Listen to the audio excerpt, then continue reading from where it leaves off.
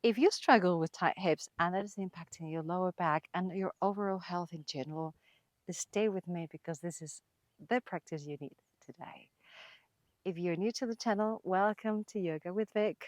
If you're not new to the channel, welcome back. It's always a pleasure to have you. I am Vic. This is your mat space. This is your yoga space. This is our common yoga space.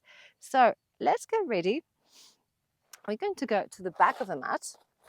And if you're familiar with child's pose, this is what we're going to try to achieve. So put the toes together. Normally your child's pose will be kind of in the mat. We're going to go beyond the mat. And you're thinking, I can't even do that. Well, as wide as you can. Possibly that is not going to hurt. So whatever you are, we're going to crawl down like towards a child's pose. But apart from the forehead aiming the ground, and if you need to put a block, do it. We're going to try to aim with the chest on the ground. So that's the aim. It doesn't mean that you're going to touch anywhere close to it, but that's what we're trying to achieve. So extend the arms ahead of you. They can land, the forearms can land, or they can just be floating, whatever works for you. And then the chest is going to go down towards the ground. It doesn't mean that you have to touch, because maybe your hips are not allowing you to. And you're like, Vic, I'm nowhere close to the floor. At the same time, push the sit bones towards the heels. So we want that extension of the spine. And then opening the hips a little bit. And you might be thinking, a little bit. I'm already struggling here. Take a big inhale. And maybe open your mouth and let it go. Take another inhale. And slowly let it go. And a third one. Direct it to your hips. Bring that air into your hips. And slowly flow it out. Then from here, curl yourself up a little bit to the middle. And then we're going to move the hips forward towards the ground. Open the feet, separate the feet. So we're coming into this very open cobra. And if your cobra is here bending the elbows, that's totally fine. If you can extend a little bit higher, you're going to feel the hip flexor getting a bit of extension, a bit or a bit more than a bit. And whether you are here, this is also possible if you think there's no way, Vic, that I can go higher than that. It can be on your hands, or it can be really extending your arms. Whatever it is, just breathe it. Take a big inhale and an exhale. And every time you exhale, maybe you straighten the arms a tiny little bit. Take another big inhale. And with the exhale, we're going to go down. Get the feet closer together and push yourself to all fours. And I'm going to start with the left hand, the left leg, so that you can see me. So extend the left leg behind you. Toes are looking down, so we also get a stretch on the back of the thighs. This will be sunbird. This is kind of just an extension of the leg. Just feel it strong. And then from here, we're going to bring the knee towards the shoulder for one. Extend it behind. Exhale. Bring it towards the shoulder or the elbow. Inhale behind. Exhale. Bring it back. Extend behind. And now we're going to bring it all the way to the side and land the foot on the ground. The floor. That's what I meant. And we're going to just put the weight on the outside of the foot. From here, we're going to come up. Bring the hands towards the waist, towards the hips. And then putting the hand either on the thigh or on the calf, never on the knee, because then you might hurt yourself. We're going to bring the right hand up to the sky and maybe bend. As I said, you can bring it here, or maybe if you reach, you can go towards the calf. And breathe in and out. Also beautiful extension of the side. And bring it to the center. Now we're going to go down again with the hands. Tuck the toes. So we're going to also get a beautiful extension of the foot, and then bring the hips backward towards the foot, so you can feel it in the sole of the feet, but also in the inner thigh. And imagine you have a carpet or something. You're pulling the carpet towards you. So I want that inside movement of the thigh. You're going to feel it immediately in the inner thigh, and then go down and bring just pull the foot towards you, like you're like holding the carpet that is sliding somewhere to the part that you don't want to slid. Just bring it towards you. And feel also the extension of the sole in the right foot. From here, climb it up again to full force, and the foot is going to come. Bend the knee, bring the hip up, and then bring it behind the right leg for one. Touch with the knee on the ground, and bring it up again, like this thigh hydrant, and then lower to the knee, to the ground. High again, lower. And we're still using this, but you can also tuck the toes because maybe the balance is better. High and low. And the last one, as high as you can. And then low, low, low, low, low. Cross the leg behind and come to the middle of the mat because maybe we're coming out of the mat too much. So now we have the left leg really tucked behind the right. Open the feet as much as you can and slowly, slowly come to the back, and sit bones are going between both feet. And you're already thinking, what? Gomukhasana legs. If you need to put a cushion or a block or sit something underneath your butt, do it. And you can grab the feet and stay up here and try to keep those really close together. They might just want it to disentangle, but keep them as close together as possible. Maybe you stay here, or maybe you start folding forward a little bit. And if you need to put your hands in front of you for a little bit of support, do so. To the degree that works for you. You can be still here, and you can make a little foot massage in the meantime. It's like, yes, this feels actually really good, and it's more than enough. Or you can start bending.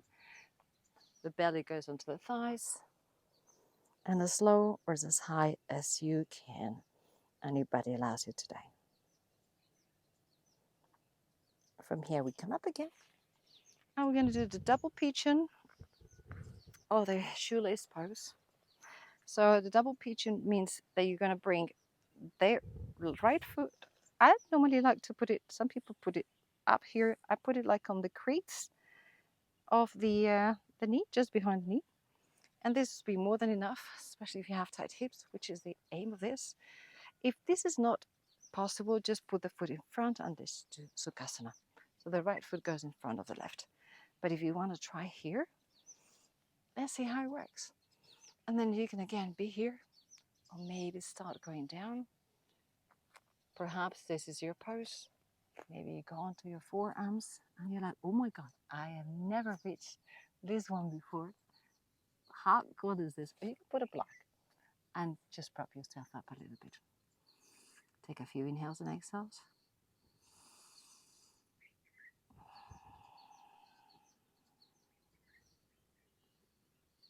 So wherever you are, just breathe it in and out.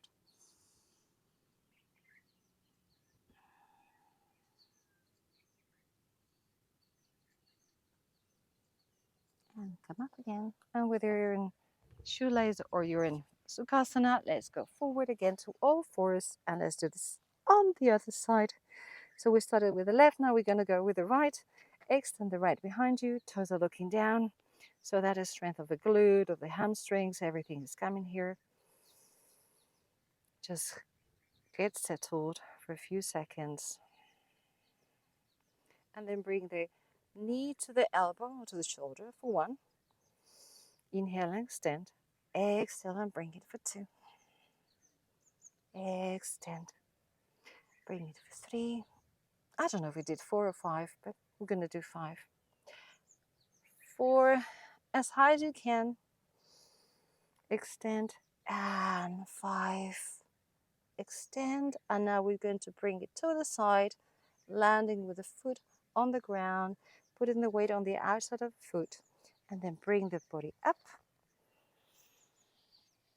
And then from here, remember, we're going to lean on the leg, either the thigh, so up above the knee or below, whatever it is, and the left hand is going to come over, and we feel the extension of the inner thigh.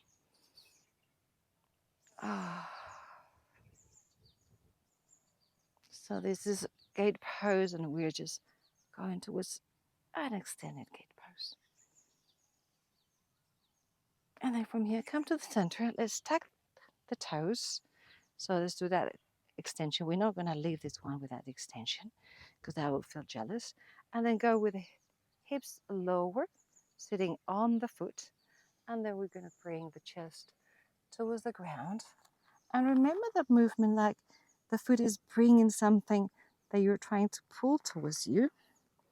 And that will energize the inner thigh. That will just fire it.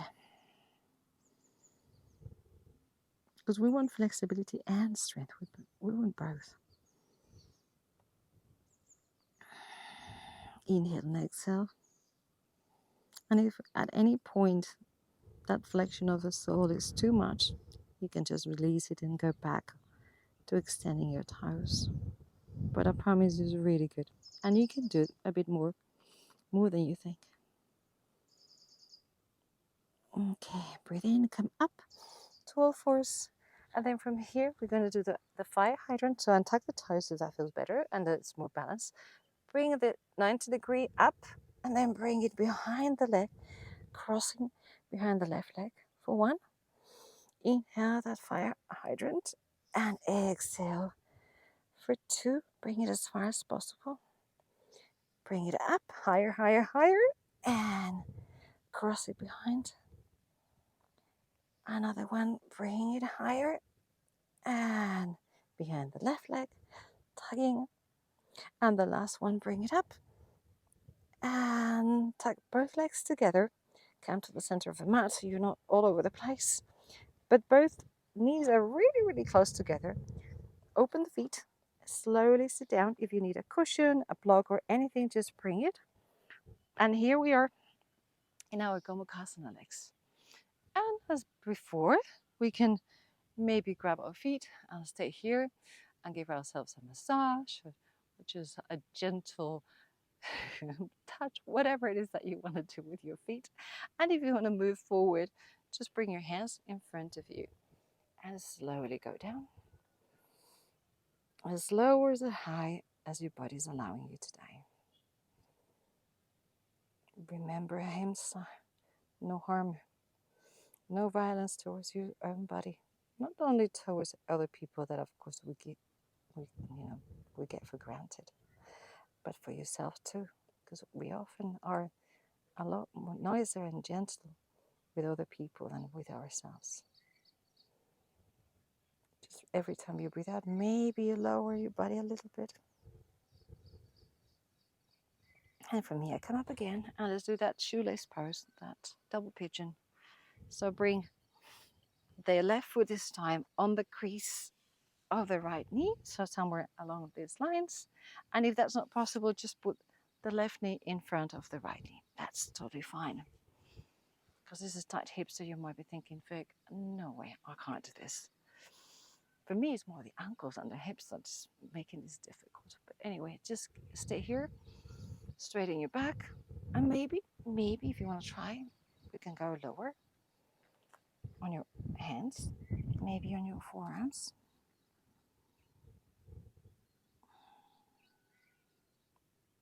And breathe. And you use kind of in between on your forearms too much. Just use a block and maybe prop yourself up on the block. Or a stack of books or the encyclopedia you have from 20 years ago. And if you can go a little bit lower, maybe today you're like, ooh, every time I breathe out, I actually gain a couple of millimeters. And maybe you're like, whoa, I have never reached this far. I can stay here for a few more minutes. Feel free to stop the video and just stay. Otherwise, we're going to come up, release. We're going to put the sole of the feet together, but we're not going to bring them close to the groin. We're just going to put them a little bit far away. This is diamond pose. So yeah, we have kind of a diamond pose in here. And then you can put the hands underneath the calves, or you can just put them on top and just lean as forward as you can. I like to go like this little turtle thing. But you might think, no, that doesn't work with me, and I'm okay here. Whatever works. And just every time you breathe out, maybe you go a bit lower. Jiggles on your knees, because sometimes the hips can, but the knees are like, we're not really enjoying this.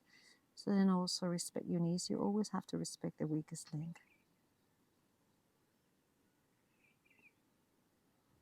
Breathe in and out.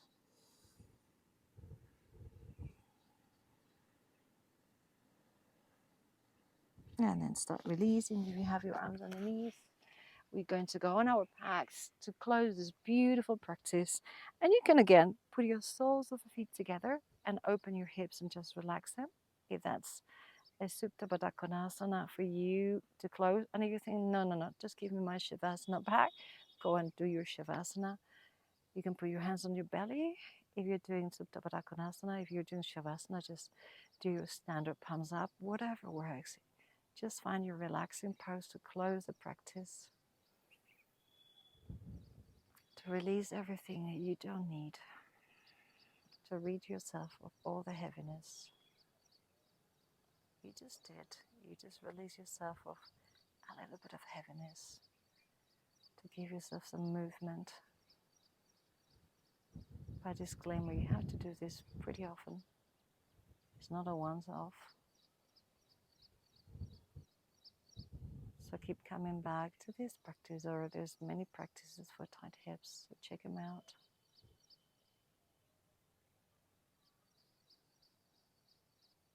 And breathe.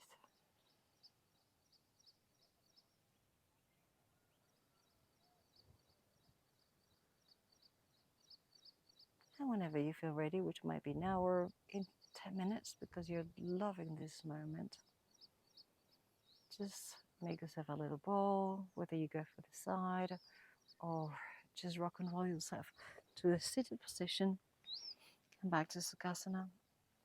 Easy pose, just sitting there cross-legged. Grab your hands, make some heat, put them in front of your face, just cupping your eyes, remembering that the tightness in the hips very often correspond to tightness in the mind. So the more you open the hips, the more you open your body, the more you open your mind. So this is more important than you think, and just bring it back into your life. Move the hands slowly with a big smile. Oh, here we are. I was a bit on the side. That's what happens. Thank you so very much. I hope you enjoyed it, and I hope that if that's the case, you have tight hips, please do this more often, as I was just saying. You have many practices, so go and resource different ones if you want to just change a little bit, and save this one if it's your favorite. It's like, I don't want to miss this one. Just do it over and over again. It's, oh yeah, my goodness, all this one as often as possible. Share with somebody who you know that they have tight hips and they really need that mobility. A lot of people suffer from lower back pain, and it's very much related to tight hips, so it has a lot more impact than we think. And in any case, it's always a pleasure to have you here. Drop me a comment, let me know how it went, or give me any suggestions if there's anything you want to improve, be better at, or there's a pain that you would like to get rid of, or something that's bugging you that you don't know what to do with. So happy to hear your ideas, comments, and questions. In any case, always an honor and a pleasure. See you very shortly. Namaste.